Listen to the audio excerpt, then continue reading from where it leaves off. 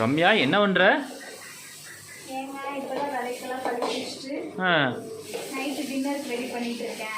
இவ்வளோ லேட்டாவா? ஏன் சேவை தான் அதனால சீக்கிரம் செஞ்சிடலாம் சொல்லிட்டு 8 மணி தான் ஆச்சு. சேவைங்கன்னா சந்தா இதுவா?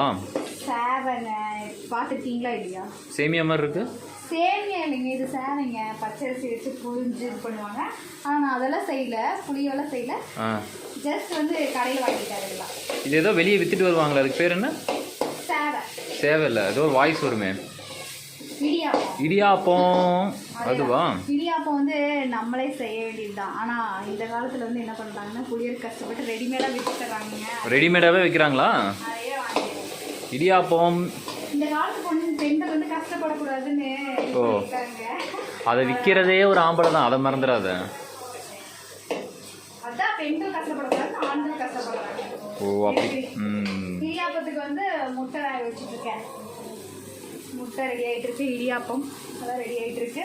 ரெடி ஆனது இன்னைக்கு டிஃபன் முடிஞ்சுது, அவ்வளோதான். ஈஸியான டின்னர், ரெஸ்ட் எடுக்க வேண்டியதில்லை, அவ்வளோதாங்க.